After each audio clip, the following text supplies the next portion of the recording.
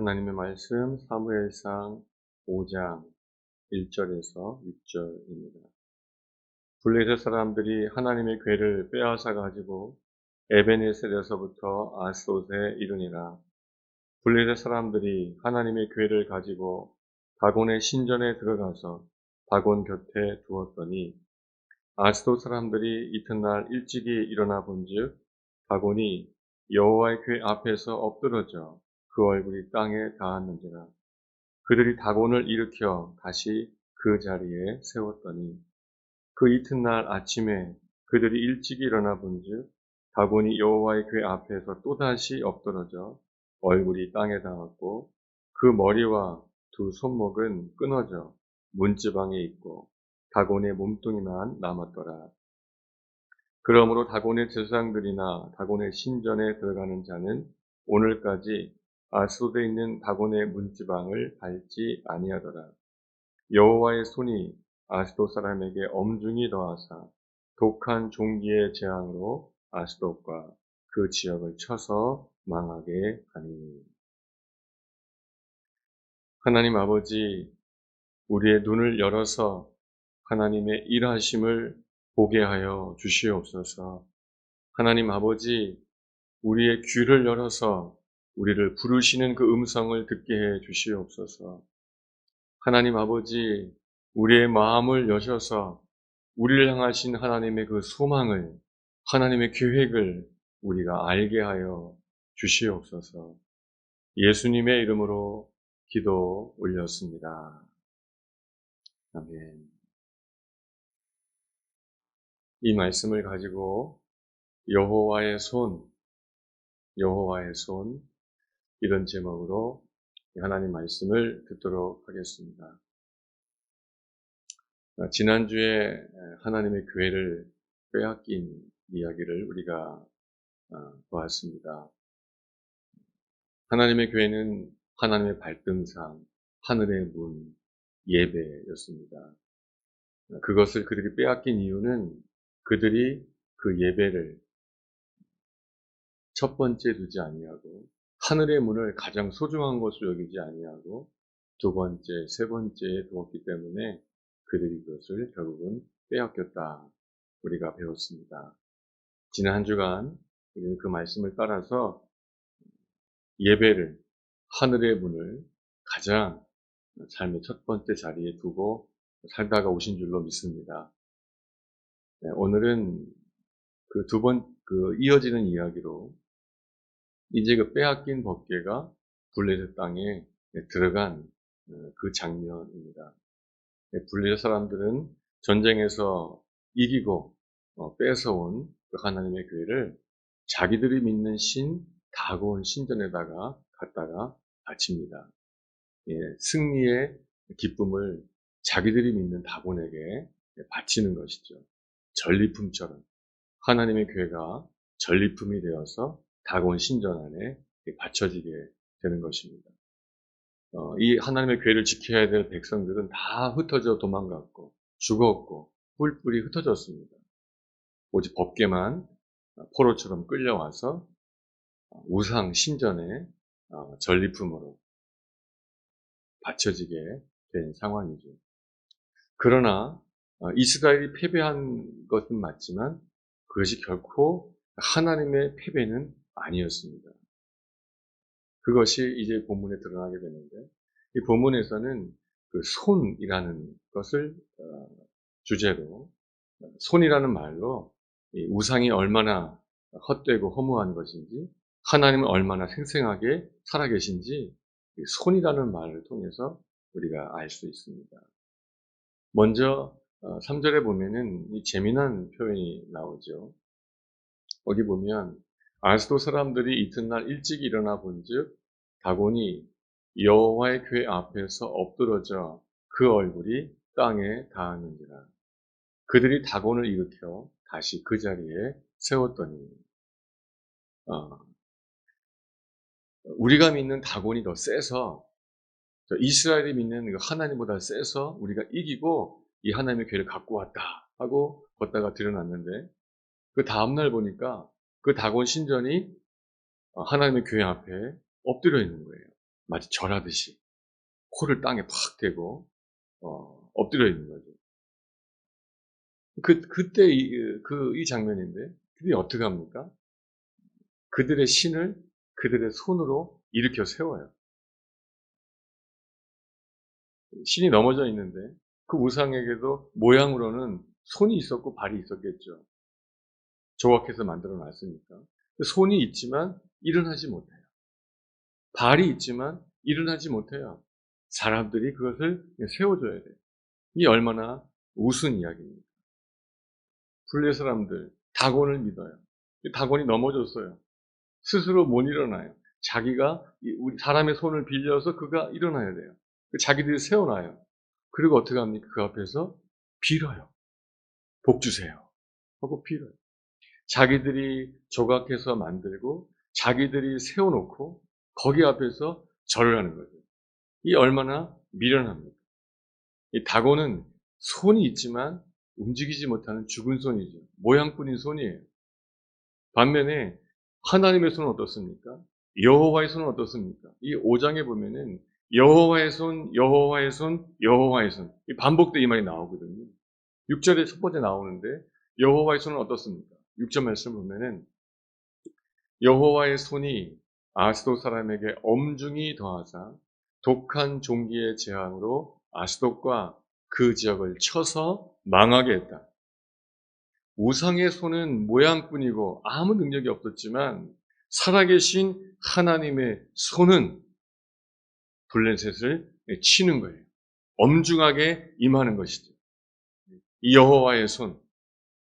이스라엘은 패배했지만 하나님은 패배하시지 않은 거예요.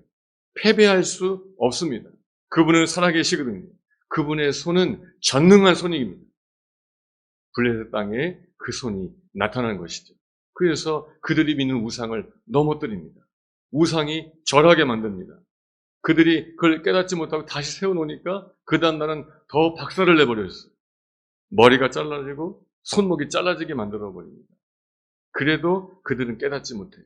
여호와의 손에 살아계심을, 여호와의 능력을 깨닫지 못합니다. 어떻게 합니까? 하나님은 그 땅을 엄중하게 치셔서 전염병이 돌게 하시고 수많은 사람들이 죽게 하는 거예요. 하나님이 친히 일하시고 친히 승리하신 거예요. 그들이 이 하나님의 교회를 어떻게 할까 하다가 가드로 보냅니다. 그리고 가드에도 똑같은 역사가 나타나는 거예요. 거기에도 전염병이 돌기 시작하고 하나님의 징계가 임하죠. 안 되겠다. 에그론으로 보냅니다. 에그론 사람들이 이미 소문을 들었거든요. 안 된다 하고 막 말리는 거예요. 그래서 결국은 블레셋이 다음에 6장에서 보게 되겠지만 블레셋이 두 손 번쩍 들고 하나님의 교회를 다시 이스라엘로 보내게 되는 그런 이야기가 이 5장에 나오고 있는 것이죠. 저는 이 본문을 이렇게 보면서 두 가지 이야기를 이 속에서 은혜를 받았습니다. 하나님께서 지난 한 주간 동안에 이 말씀을 통해서 저에게 두 가지를 말씀하셔요. 첫 번째는 뭡니까? 하나님이 하신다. 하나님이 친히 일하신다. 라는 것이죠. 여러분, 아무도 법궤를 따라가지 않았습니다. 모두 도망가 버렸어요. 죽어버렸어요. 다 흩어졌습니다. 오직 하나님의 법궤만이 거기에 들어갔습니다. 홀로 들어갔습니다. 네, 홀로 일하셨고 홀로 승리하셨어요. 하나님이 하십니다. 하나님이 하신다. 이것이 지난 주간 첫 번째 깨달은 것입니다. 하나님께서 역사의 주인이시고 이 교회의 주인이시고 여러분의 가정의 주인이시고 여러분의 자녀의 주인이십니다. 하나님이 하십니다. 하나님이 하셨고 하나님이 하고 계시고 앞으로도 하실 거예요. 우리는 그것을 믿어야 합니다. 하나님이 하신다. 에레미야 33장 말씀 보면은 하나님이 어떤 하나님이십니까? 그 하나님은 이를 행하시는 여호와, 그것을 만들며 성취하시는 여호와인 줄로 믿습니다. 우리 하나님은 이를 행하시는 분이십니다. 행하시지만 않습니다. 반드시 그 일을 성취하십니다. 블레셋에서 성취해내신 것처럼 우리의 삶 가운데도 반드시 하나님께서 그 일들을 행하실 것이고 성취할 것을 우리가 하는 것 아니고 하나님이 하시는 것이다. 하나님이 하실 것이다. 이것을 믿는 믿음이 저와 여러분에게 있으시기를 예수님의 이름으로 축복합니다. 하나님이 하실 것입니다. 이 역사를 주관하십니다. 우리 교회를 붙잡아 주십니다. 여러분의 가정을 하나님께서 붙잡아 주시고 준행해 주실 것이고 지켜 주실 것을 우리가 믿는 것이죠. 하나님이 승리하실 것이다. 그분은 살아계시고 그분은 일하신다. 역사하신다. 오직 그분이 하신다. 우리가 이것을 믿는 것이죠. 하나님은 온 역사를 주관하시고 교회를 주관하시고 우리 가정을 주관하시지만 근본적으로 우리의 구원도 하나님의 일입니다. 요한계시록 10장 말씀 보면은 뭐라고 말씀하십니까? 거기에 그 하늘에 있는 장로들이 큰 소리로 외치지 않습니까? 구원하심이 보좌에 앉으신 우리 하나님과 어린 양에게 있도다. 아멘. 구원도 하나님께서 하시는 일입니다. 우리의 일이 아니에요. 우리가 무엇을 해서 얻을 수 있는 것이 아닙니다. 오직 우리의 구원은 하나님이 하십니다. 구원하심이 보좌에 앉으신 우리 하나님과 어린 양에게 있도다. 하나님과 어린 양 되신 예수 그리스도가 우리를 구원하시다. 구원은 하나님의 일이다.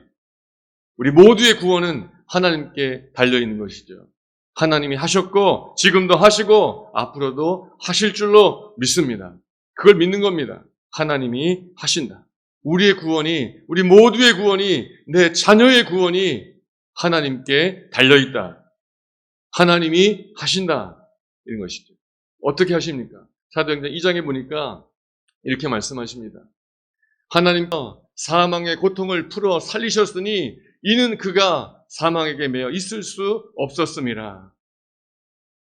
예수님께서 죽으셨고 무덤에 들어가셨지만 하나님이 그 무덤을 해치시고 사망을 끊어버리시고 그를 다시 끄집어 내셨습니다. 살려내셨습니다. 그 죽음은 죄인의 죽음이 아니었고 의인의 죽음이었기 때문에 주님이 살리신 거예요. 여러분 보십시오. 하나님께서 예수 그리스도를 다시 살리실 때 바로 살리시는 그 순간 우리도 구원받은 것이고 우리도 용서받은 것인 줄로 믿습니다. 하나님이 하셨다고요. 하나님이 예수 그리스도를 다시 살리실 때 우리가 뭘 했습니까? 아무것도 한 것이 없습니다. 하나님이 하신 거예요. 이 구원은, 우리가 받은 이 구원은, 이 예배는, 이 교회는 온전히 하나님이 하신 것이다. 기억하십시오.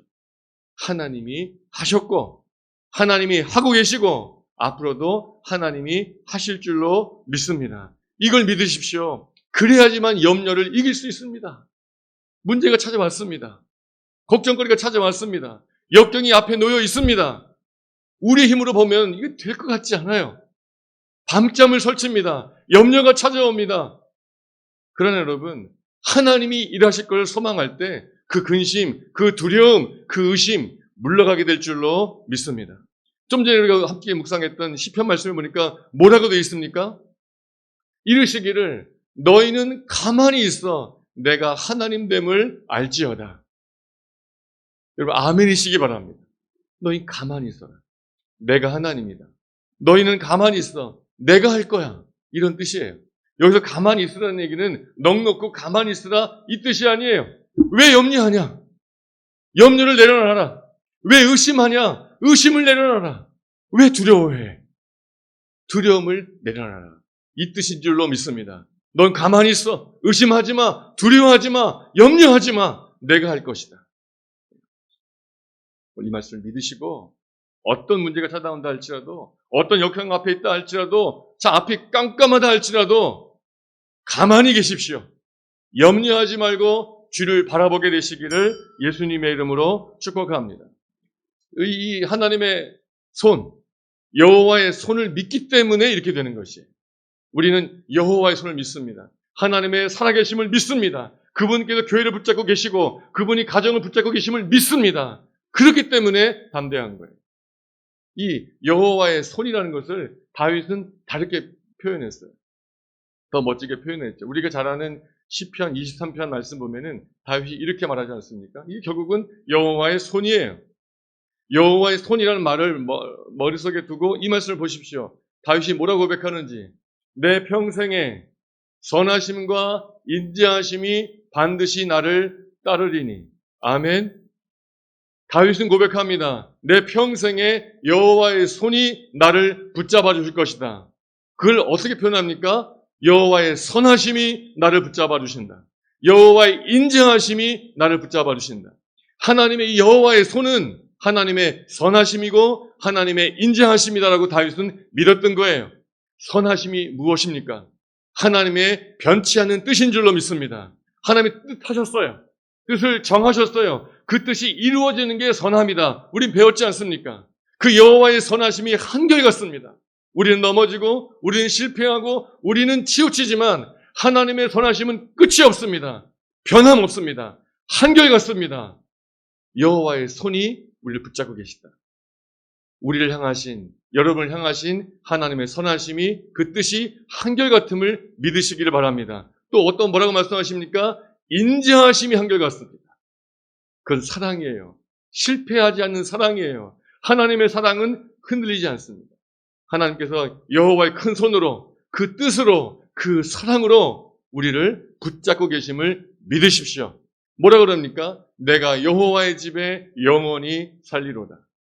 우리가 상황이 어떻든 환경이 어떻든 사람이 뭐라고 하든 여호와의 손에 붙잡혀 살 수 있을 때, 여호와의 선하심과 그 인자하심 가운데 살 수 있을 때 바로 그 자리가 여호와의 집인 줄로 믿습니다. 그 은혜가 있는 것이죠. 오늘 우리가 여호와의 손, 하나님이 일하신다, 이걸 믿을 때 바로 그 순간부터 우리의 집은, 우리의 삶은 여호와의 집이 될 줄로 믿습니다. 그 집에 살게 되시기를 축복합니다. 아멘. 실은 이 말씀을 보면서 더 큰 은혜는 받은 것은 두 번째입니다. 아, 하나님이 하시는구나. 그래, 하나님이 하실 거야. 오늘 이 예배도 하나님이 하실 거야. 이 교회를 하나님이 하실 거야. 아, 소망이 되고 자유가 임하는 거죠. 너무 교회가 좋았어요. 아, 하나님 감사합니다. 하나님이 하시는군요. 근데 그 다음에 또 다른 은혜가 오는 거예요. 여러분, 하나님이 하십니다. 근데 말입니다. 하나님이 다 하시나요? 나를 부르셔요. 하나님이 하시는데 나를 불러서 하셔요. 이게 너무 감사한 거예요. 고린도서 3장 말씀 보니까 바울은 이걸 깨닫고 이렇게 고백해요. 나는 하나님의 동역자야. 여러분은 하나님의 동역자입니다. 하나님이 하셔요. 근데 굳이 나를 부르셔요. 이게 얼마나 비효율적입니까? 여러분 보세요. 하나님이 하시면 그냥 막 우상 넘어뜨리고 다 질병으로 넘어뜨리고 여호와의 손을 하시면 쉬워요, 안 쉬워요? 너무 쉬워요. 근데 굳이 이런 나를 부르셔. 여러분을 부르셔. 그래서 뭔가를 해요. 이것 좀 하자. 이것 좀 하자 하죠. 하나님이 하시면 어때요? 이거 아주 쉬워요. 우리 어린 아이, 우리 아들한테 뭔가 가르칠 때 그냥 내가 해버리면 쉽잖아요. 그죠? 근데 가르쳐야 되니까 기다려야 되고 얼마나 느려요. 결과물도 마음에 안 들어. 그런 꼴이에요. 하나님이 하시면 그 손으로 하시면 간단하고 쉬운데 굳이 왜 날 부르시지? 그래서 느려지고 그래서 참 모양도 없어지고 막 이렇게 돼요. 얼마나 비효율적인가. 근데 하나님께서 또 누굴 부르시냐. 하나님께서 우리를 불러서 동역자 삼으시는데 그럼 뭐 좀 대단한 사람도 부르는가. 고린도서 1장의 말씀 보니까 이 주께서 부르시는 사람들을 보니까 더 이해가 안 가요. 어떤 사람을 부르십니까? 고린도서 1장 말씀 보니까 형제들아 우리예요. 너희를 부르심을 봐라. 육체를 따라 지혜로운 자가 많지 아니하며 능한 자가 많지 아니하며 문벌 좋은 자가 많지 아니하도다. 이 얼마나 비효율적입니까? 그나마 부르려면 좀 똑똑하고 돈 많고 높은 자리에 있고 학식 좋고 뭐 간판 좋은 사람들, 능력 많은 사람들 부르다가 시키면 그나마 좀 날 텐데 그것도 아니에요. 또 그중 더 약한 자들 불러준다고 한단 말입니다. 여호와의 손을 하시면 쉬운데 왜 나를 부르셨을까? 또 더군다나 왜 못난 나를 부르셨을까? 이것이 은혜였어요. 여러분, 하나님이 하시면 쉬울 텐데 왜 저를 부르셨을까요? 이 시간에도 하나님이 직접 여러분에게 말씀하시면 여러분 얼마나 좋겠어요. 그죠? 직접 막 그냥, 예? 그럼 우리가 누가 안 믿겠습니까? 다 믿고, 다 헌신하고, 다 새로워지겠죠. 근데 이 부족한 목사를 이렇게 세워가지고 하냔 말이에요. 어제도 신방을 갔다 왔는데, 갔다 오고 너무 마음에 막 어떤 좀 아쉬움이 생기는 거예요. 아, 잘못했다. 이렇게 할 걸. 왜 이렇게 했지? 참 내가 참 어리석구나. 우리 이렇단 말이에요. 근데 왜 날 쓰시지? 왜 그럴까요, 여러분? 하나님이 하시면 쉬운데, 그 손을 그냥 한 번에 해결하시면 쉬운데, 왜 날 부르셨을까? 왜 여러분을 부르셨을까? 왜 부르셨을까요? 어떻게 느낌이 오십니까? 약한 나를 부르신 이유가 뭘까? 첫 번째 드는 생각은, 여러분도 지금 이해하시고 느낄 수 있을 것 같은데, 하나님이 약한 우리를 부르신 이유는, 하나님의 능력은 약한 데서 더 온전하여지기 때문에.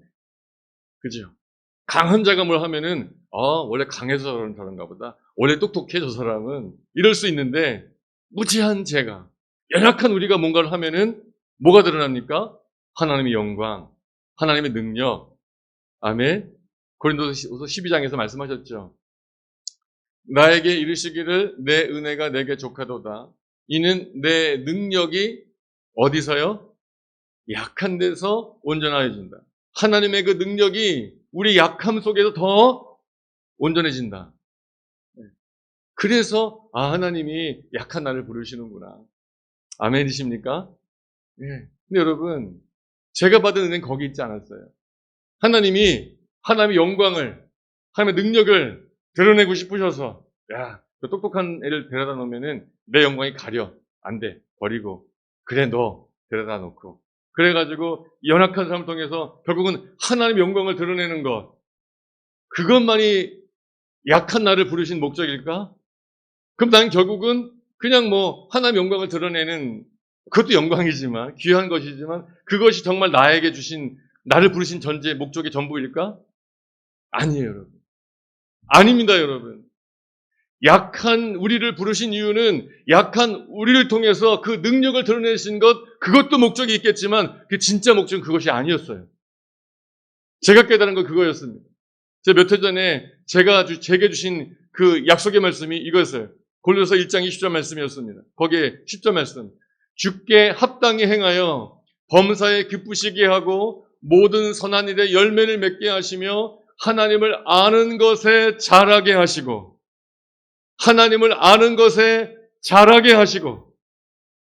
하나님께서 약한 저를 부르신 이유는 하나님의 부르심 가운데서 하나님의 맡기신 그 일을 감당하는 그 속에서 어떻게 해요? 날 자라게 하시기 위해서. 이걸 믿으십시오. 우리를 부르신 이유는 우리를 자라게 하시기 위해서.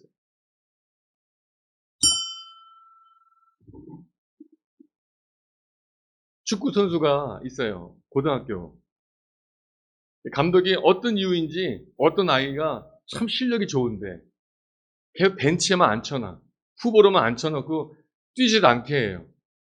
또 어떤 애는 실력은 별로 없었는데 맨날 뛰게 만들어. 너 나가라 해요. 왜 그런지 모르겠어요. 걔네 엄마가 돈을 많이 갖다 줬나. 그건 모르겠는데 아무튼 그렇게 한번 생각해 보세요.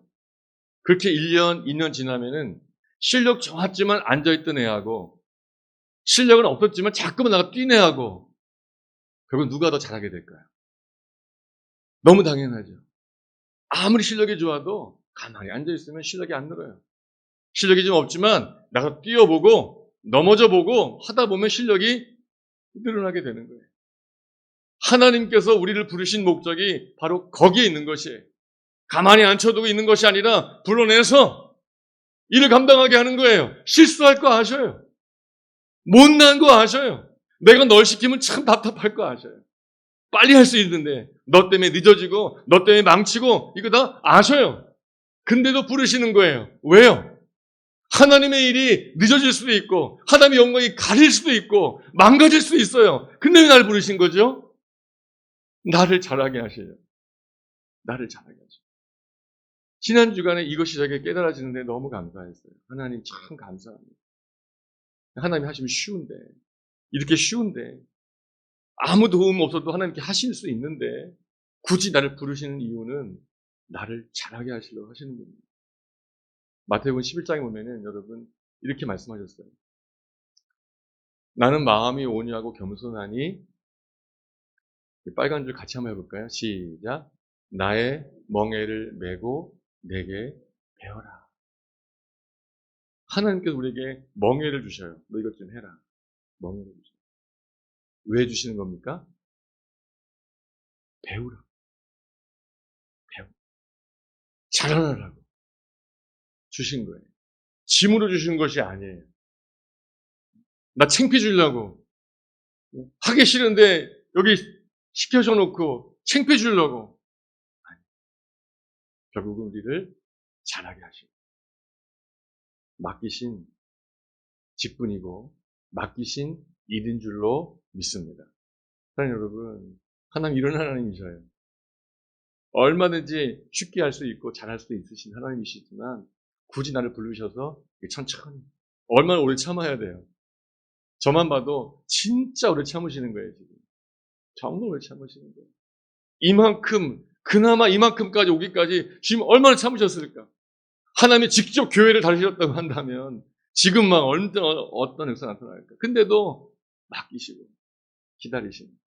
하나님의 목적은 일이 잘 되고 뭐가 성취가 되는 그것이 있는 것이 아니라 나 하나, 여러분 하나 자라나게 하시는 것. 그게 하나님의 목적이에요. 그래서 여러분을 부르신 줄로 믿습니다. 우리를 부르신 목적은 나를 자라나게 하십니다. 이 소망을 믿으시고 기뻐하게 되시기를 축복합니다. 어디까지 자랍니까? 하나님의 목적이 어디일까요? 누구보다만 남은데, 저 사람보다만 남은데 이것이 하나님께서 우리를 향하신 목적일까요? 그렇지 않습니다. 하나님의 목적은 우리가 다 하나님의 아들을 믿는 것과 아는 일에 하나가 되어 온전한 사람을 이루어 그리스도의 장성한 분량이 충만한 데까지 이르리니. 아멘. 그리스도의 장성한 분량, 예수 그리스도의 그 장성한 분량, 거기까지 이르는 것이 하나님의 목적이에요. 하나님은 그저 교회가 세워지는 거 그거 원하지 않으셔요. 그저 어떤 성취를 이루는 거 그거 원하지 않으셔요. 그 어떤 것보다도 여기는 한 명 한 명이 그리스도 예수를 닮아가는 것, 그리스도 예수처럼 성장해 나가는 것, 그래서 세상 사람들이 그를 보면 예수가 보이게 되어지는 것, 그것이 하나님의 가장 큰 기쁨이고 가장 큰 소원이고 목적인 줄로 믿습니다. 지금도 그 일을 여호와의 손이 여기에서 행하고 계신 줄로 믿습니다. 그 일을 하고 계시는 거예요. 그 일이 이루어졌을 때 우리가 우리의 삶 속에서, 우리의 말 속에서, 우리의 행동 속에서 그리스도가 드러나는 그리스도의 장성한 분량에 이르게 되었을 때 하나님은 영광 받으실 것이고, 그런 여러분들의 삶은 세상 가운데 큰 빛이 되어져서 주의 기쁨이 되어지게 될 것인데, 그 일이 이루어지게 되시기를 축복합니다. 사랑하는 여러분, 우린 약해요. 그러나 하나님의 능력을 드러내기에는 충분한 줄로 믿습니다. 우리는 약해요. 그러나 하나님의 계획이 있고 뜻이 있기 때문에 반드시 우리는 더 자라나게 될 줄로 믿습니다. 이걸 믿게 되시기를 예수님의 이름으로 축복합니다. 아멘. 하나님 아버지, 우상은 사람의 손으로 만들고 사람의 손으로 세운 것입니다. 그러나 하나님은 살아계셔서 크고 전능하신 손으로 세상을 다스리십니다. 우상을 따르는 미련한 인생에서 벗어나 여호와의 손에 붙잡혀 살게 하시니 감사합니다. 우리는 실패하고 넘어지지만 여호와의 손으로 다시 일으켜 주시니 감사합니다. 하나님 아버지, 이를 행하시고 성취하시는 하나님의 열심을 믿습니다. 우리의 구원이 여호와의 손에 있음을 믿습니다. 모든 두려움과 의심에서 벗어나게 하소서. 내게 멍에를 주셔서 그리스도를 배워가게 하시니 감사합니다. 그리스도의 장성한 분량에 이르러 하나님의 기쁨이 되게 하소서. 예수님의 이름으로 기도합니다. 아멘. 우리 함께 일어나셔서 630장 하나님께 찬양하겠습니다.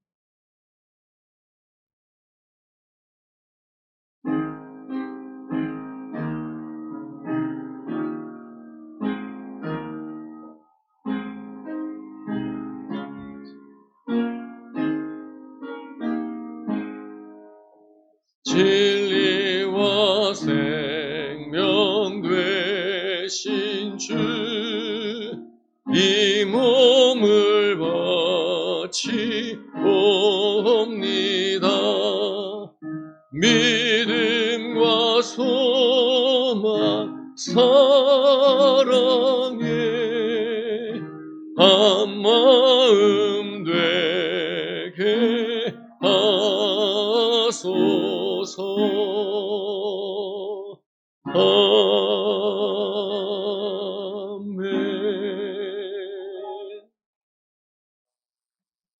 하나님 아버지, 하나님의 손, 능하신 손을 오늘 우리가 보게 하시니 감사합니다. 하나님이 하십니다. 하나님이 일하십니다. 하나님이 싸우십니다. 하나님이 승리하십니다. 하나님이 반드시 성취하십니다. 이걸 믿고 이제 어떤 두려움도 어떤 의심도 다 내려놓고 잠잠히 여호와의 구원을 기다리는 우리 모두가 되게 해 주시옵소서. 하나님 아버지, 하나님이 하시면 쉬운데, 하나님이 하시면 완벽한데, 그럼에도 불구하고 우리를 부르시는 은혜에 감사합니다. 이 멍에를 메고 배우라고 하시니 감사합니다. 하나님 아버지, 혹여 멍에가 무겁다 내려놓았습니까? 그걸 메어야지만 배울 수 있음을 다시 깨닫고 나의 십자가, 나의 멍에 다시 굳게 짊어지는 우리 모두가 되어지게 하여 주시옵소서. 그리하여 배우게 하시고 그리하여 자라나게 하셔서 우리 안에 그리스도의 장성한 형상이 이루어지도록 인도해 주시옵소서. 그것이 하나님의 목적이고 하나님의 소망이고 하나님의 기쁨인 줄로 믿습니다. 우리 안에 이제도 그 일을 이루시는 주님 감사합니다. 온전히 이루어 주의 영광이 되고 이 땅에 빛이 되는 우리 모두가 되도록 인도하여 주시옵소서. 주 예수 그리스도의 은혜와 하나님의 사랑과 성령님의 교통하심이 이제 능하신 여호와의 손을 믿는 믿음으로 의심치 않고 두려워하지 않고 염려치 않고 살기를 바라며 나는 약하지만 하나님의 영광을 드러내긴 충분하다 고백하며 담대히 나가기를 소망합니다. 또한 여호와의 손 안에서 하루하루 이 멍에를 메고 주님을 닮아가기를 또한 기대하는 주의 백성들 위해 통함 그리스도의 교회 위에 기쁜 어린이 교회 위에 영원토록 함께하여 주시옵기를 우리 주님 예수 그리스도의 이름으로 간절히 축원하옵나이다. 아멘.